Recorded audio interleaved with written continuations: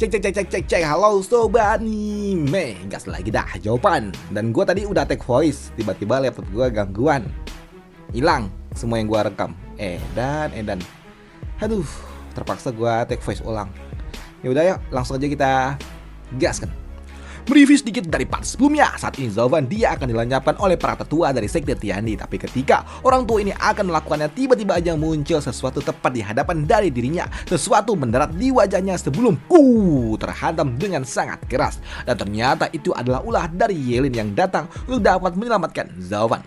Namun kedatangan dari Yelin tentunya membuat orang tua ini dapat mencoba untuk dapat memujuk Yelin bersama dengan mereka menyingkirkan Zovan yang merupakan seorang iblis. Tapi untuk Yelin dia pun enggan melakukannya. Bahkan saat ini dia pun marah ketika dia disamakan dengan orang-orang jahat itu, yang membuat Yelin dia pun melepaskan api emas miliknya. Walaupun memang itu kecil, tapi itu cukup untuk dapat meratakan mereka semua, melahap mereka semua yang ada di tempat ini hanya dengan api emas yang ia lepaskan. Dan itu adalah sesuatu yang sangat-sangat mengerikan.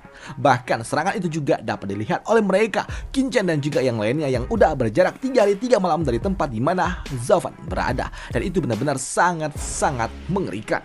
Dan melihat itu semua tentunya membuat Kinchan tubuhnya gemetar dan dia pun langsung mencoba untuk dapat kembali mencari di mana Zovan berada. Tapi ketika Kinchan akan pergi melakukannya, di sini dia pun langsung dihentikan oleh Suirahua. Di sini Suirahua dia mencoba untuk dapat menghentikan Kinchan dan dia juga berujar, "Kinchan, apa yang kau lakukan? Apakah kau sudah gila? Itu adalah api yang sangat mengerikan," ucap dari Suirahua. "Dan jika kau pergi ke sana, kau hanya akan lenyap," ucap dari dirinya yang mencoba untuk dapat menghentikan Kinchan. Tapi di sini Kinchan dengan kemampuan yang ia miliki, dia mencoba untuk dapat melepaskan diri dan dia akan pergi mencari di mana Zovan berada. Tapi ketika dia akan pergi di sini, dia dihajar oleh Suirahua yang mencoba untuk dapat menyelamatkan Kinchan dengan cara yang agak sedikit memaksa.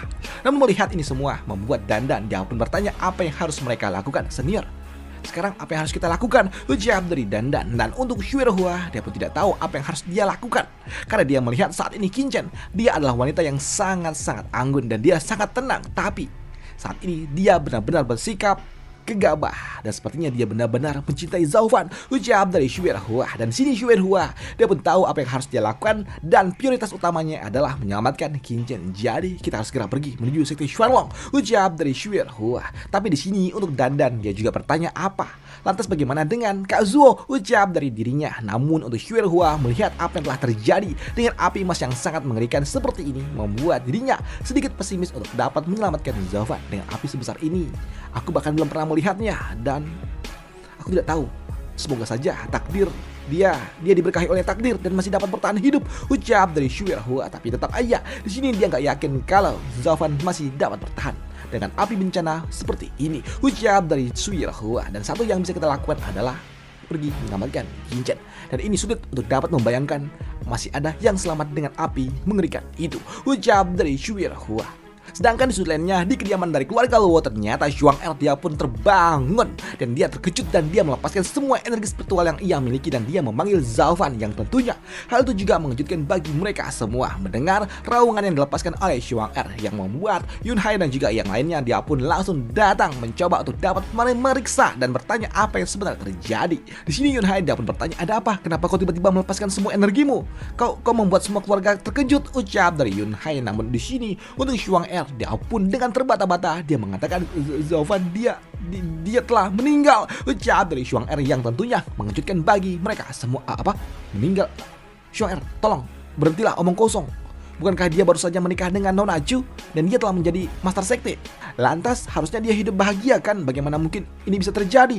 Bagaimana mungkin tiba-tiba dia jadi begini?" ucap dari Yunhai. Tapi di sini untuk Suirahua dia pun mengatakan kalau dia juga tidak tahu. Namun yang dia lihat dengan mata batinnya, dia melihat kalau Zovan saat ini dia benar-benar tergeletak di bawah sana dan dia juga dilahap oleh api emas, ucap dari Xuang-Er yang membuat di sini Nona Yunxiang dia langsung lemas ketika dia mendengar Zovan telah meninggal. Namun di sini untuk Tuan Leng Wuchan dia pun tahu kalau Xuang-Er tidak akan mungkin berkata yang tidak benar, karena Xuang-Er dia memiliki kemampuan untuk dapat membaca takdir. Walaupun pelayan Zhou dia sangat kuat dan juga tidak terikat dengan bakat, tapi sulit untuk tidak mempercayainya karena penglihatan yang dimiliki oleh Nana Xuang-Er pasti tentunya ada maksud tertentu, ucap dari orang tua ini. Dan dia juga mengatakan sepertinya ucapanku yang sebelumnya itu benar. Beberapa pihak memang pasti akan mengincarnya, tapi aku tidak menyangka kalau ternyata secepat ini, ucap dari Tuan Leng Wuchan. Dan mendengar apa yang diucapkan oleh Tuan Leng Wuchan membuat Yunhai dia pun langsung meminta tim pengawas dan juga tim mata-mata untuk segera mencari keberadaan di mana Zhao Fan berada, dan kirimlah para pengintai untuk segera menyelidiki sekte Moje, ucap dari Yunhai yang ingin mencari tahu tentang apa yang sebenarnya terjadi.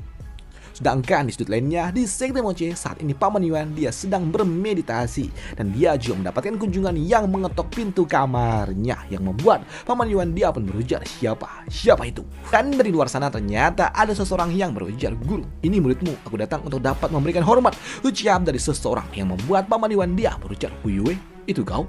Sudah ratusan tahun kau tidak pernah mengunjungi orang tua ini, dan kau masih ingat dengan tata krama, ucap dari Paman Yuan. Dan di luar sana Huyue dia berujar, guru, jangan salahkan muridmu ini. Selama berabad-abad muridmu ini telah menjadi master sekte, dan aku memegang sebuah aturan, dan aku tidak akan mungkin bisa berkunjung tanpa utusan resmi, guru. Tapi sekarang saat ini aku tidak lagi memiliki jabatan, dan aku juga telah lepas dari semua gelar yang aku miliki, dan aku datang ingin menunjukkan baktiku kepadamu, guru, setelah aku berabad-abad tidak melakukannya, ucap dari Huyue. Dan mendengar Huyue yang datang ingin menyapanya membuat Paman Yuan dia pun mengizinkan Huyue untuk datang menemui dirinya. Masuklah kau, ucap dari Paman Yuan, yang membuat kini Huyue dia pun datang masuk dan juga langsung berlutut salam. Murid memberikan salam kepada guru, ucap dari Huyue. Namun di sini untuk Paman Yuan dia juga tahu kalau Huyue datang tidak akan mungkin tanpa sebuah alasan, dan itu membuat Paman Yuan dia juga berujar, Huyue, kau tidak akan mungkin datang menempuh perjalanan yang cukup jauh hanya ingin memberikan hormat kepada orang tua ini. Ya, sambut dari Huyue. Di sini Huyue dia pun mengatakan kalau gurunya memang memiliki pandangan yang sangat-sangat dalam. Dan Huyue dia juga berujar, guru, sejujurnya setelah merenungkan seajaranmu selama 1 bulan penuh, aku memohon kepada guru untuk dapat memberikanku sebuah kesempatan lagi untuk dapat memulainya dari awal, ucap dari Huyue yang ingin kembali mengambil posisi Master Sekte. Tapi untuk Paman Yuan dia pun tahu apa maksud dari Huyue, dan dia juga berujar, kau masih ingin menjadi Master Sekte? Ya, tentu saja guru. Bagaimana mungkin sebuah wilayah tanpa ada seorang pemimpin yang memimpinnya? Tentunya itu tidak akan mungkin dapat terjadi, guru.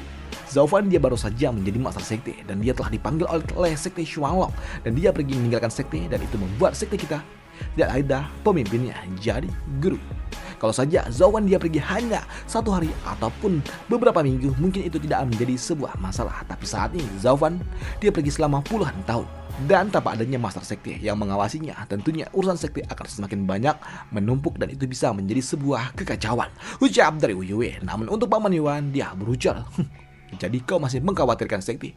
Tenanglah, jangan khawatir. Masih ada aku di sini, dan kita juga punya para tetua yang dapat membantu diriku. Jadi kau tidak perlu khawatir tentang masalah itu, ucap dari Paman Yuan. Tapi untuk Huyue dia pun mengatakan kalau Paman Yuan adalah seorang tetua agung, bagaimana mungkin kau mengambil 2 wewenang sekaligus, sebagai Master Sekte dan juga sebagai tetua agung?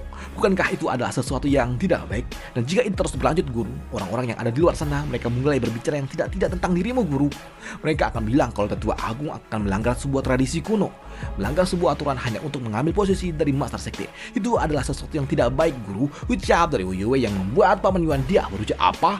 Tidak ada yang berani mengatakan hal seperti itu. Aku melakukan ini semua demi sekte, dan aku menangani ini semua atas nama Zhao Fan. Begitu dia kembali, aku akan menyerahkan kembali posisinya kepada Zhao Fan, ucap dari Paman Yuan yang tidak terima ketika dikatakan kalau dia mengambil posisi Master Sekte. Tapi untuk Huyue dia pun mengatakan, guru, kau lebih memilih menunggu puluhan tahun sampai dia kembali hanya untuk menyerahkan kekuasaannya. Ayolah guru, kau tidak perlu melakukannya daripada membiarkanku kosong dan tidak mengelola apapun. Lebih baik akulah yang melakukannya. Siapa tahu aku bisa membuktikan diriku sekali lagi, guru, ucap dari Huyue. Di sini Huyue dia pun berjanji dalam waktu beberapa tahun saja dia akan kembali memenangkan hati dari seluruh orang yang ada di sekte ini, dan dia akan kembali menjadi Master Sekte yang agung. Dan dia yakin selama dia memimpin kembali sekte, maka tidak akan ada 1 orang pun yang akan kembali mengikuti Zhao Fan. Jadi di mata semua orang hanya ada 1 Master Sekte, yaitu aku, ucap dari Huyue yang membuat Paman Yuan yang mendengarnya dia merasa ini sedikit ironi, dan itu membuat Paman Yuan dia juga berujar, Huyue, kau masih saja belum berubah, dan kau masih belum paham akan situasinya. Memenangkan hati hanyalah sarana, tapi sarana itu harus ditopang oleh Dao. Hanya dengan Dao lah orang akan mengikutimu dengan tulus. Jika tidak, meskipun kau mengumpulkan mereka semuanya, tapi mereka akan tetap tercerai-berai, ucap dari Paman Yuan. Saat kau benar-benar telah memahami apa arti Dao, saat itulah kau akan menemukan jalanmu sendiri. Dan setelah kau memahami itu semua, barulah datanglah bicara lagi dengan diriku tentang posisi Master Sekte. Ucap dari Paman Yuan yang tidak akan mengizinkan Wu Yue mendapatkan kesempatannya lagi menjadi Master Sekte. Namun melihat Paman Yuan yang tidak melepaskannya, tidak memberikannya kesempatan lagi, membuat Wu Yue dia pun tersenyum dan dia berujar, "Guru, kau terus berkata Dao, Dao dan juga Dao. Hei, Guru, kau selalu aja berbicara dengan teka-teki yang tidak pernah aku mengerti. Kau hanya tidak ingin aku menjadi Master Sekte lagi kan? Itu kan yang kau inginkan?" Baiklah Guru, sepertinya ini adalah pilihan yang telah kau buat sendiri. Ucap dari Wu Yue yang sepertinya dia telah menyiapkan sebuah rencana untuk dapat kembali merebut posisi Master Sekte. Dan apa yang akan terjadi selanjutnya akan dibahas di part lanjutannya, karena sepertinya Wu Yue dia menyiapkan pasukan untuk dapat kembali merebut posisi Master Sekte yang telah kosong, yang telah ditinggalkan oleh Jopan. Karena Jopan udah meningsoy. Katanya gitu, ya tentunya enggak. Wu Yue dia ngira kalau Jopan udah meningsoy, jadi posisi Master Sekte kosong. Jadi dia akan yang ambil alih. Dan karena Paman Yuan tidak mau menyerahkannya, lantas apa yang akan dilakukan oleh Wu Yue kepada gurunya sendiri akan dibahas di part lanjutannya. Dan tentunya itu sangat menyenangkan. Sampai jumpa di part lanjutannya dan semoga aja masih bisa dinikmati untuk Jopan. Bye, thank you, happy weekend dan sampai jumpa.